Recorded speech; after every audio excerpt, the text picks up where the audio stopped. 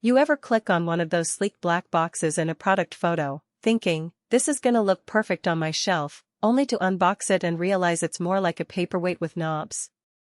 Happened to me with a few AV receivers that looked great online but felt like they were designed by committee instead of music lovers. So when I saw the Onkyo Muse Y50 pop up, I had to dig deeper because let's be honest, most network streamers either sound great but look like they belong in a server room, or look gorgeous but can't push enough power to fill a room without distortion. The Muse Y50 tries to split that difference. Link is in the description if you want to check the product details on Amazon. What stands out right away is that this isn't just another box with a screen.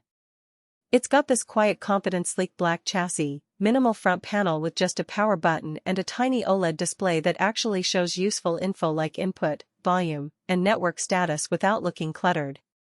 It's the kind of thing that won't scream tech toy in your living room but still feels premium. And unlike some streamers that treat you like you need a degree in networking to set up, the Muse Y50 keeps things simple. You plug it in, connect to your Wi-Fi or Ethernet, and within minutes you're streaming from Tidal, Spotify, or even your local NAS without wrestling with IP addresses or firmware updates. That's the kind of plug-and-play that actually matters after you've spent 20 minutes trying to get your last receiver to show up on your phone. Now, let's talk sound because that's where most streamers either shine or disappoint. The Muse Y50 packs a 50-watt per channel amp, which isn't massive by today's standards, but it's not trying to be a stadium rig either. It's built for real rooms, not concert halls. If you're using bookshelf speakers or a compact soundbar setup, this thing will surprise you. I ran it with a pair of ALAC Debut 2.0 B6.2 speakers, and it delivered clear, punchy mids and highs without sounding thin or strained. Bass response is tight and controlled, no boominess, just enough punch to keep things lively. It's not going to rattle your windows with deep synth lines, but it doesn't need to.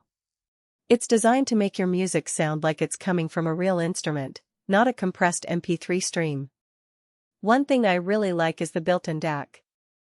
A lot of streamers skimp on this, forcing you to rely on your phone or computer's sound card, which can muddy up the details.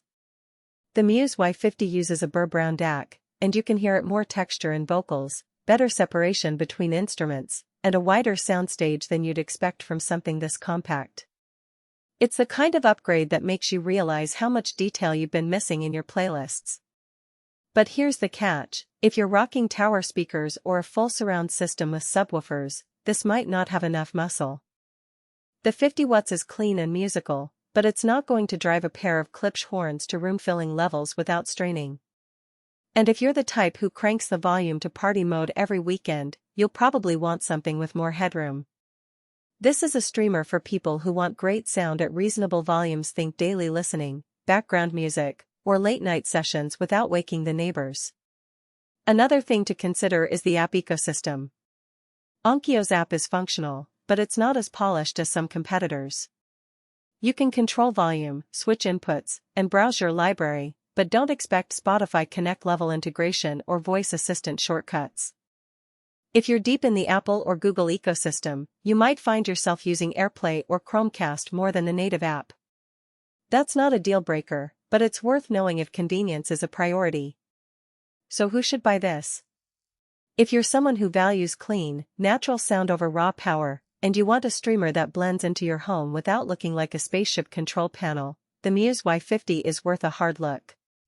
It's ideal for mid-sized rooms, decent speakers, and listeners who appreciate nuance over volume.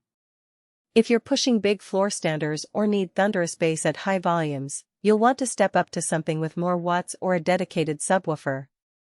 The price sits in that sweet spot where you're not paying for features you won't use, but you're still getting a DAC and network streaming that outperforms a lot of budget streamers. It's not the cheapest option out there, but it's not overpriced either, especially when you factor in the built-in amp. It's the kind of product that rewards patience and careful listening, not just impulse buys. If you're on the fence, just ask yourself, do you want a streamer that sounds great but feels like a compromise, or one that actually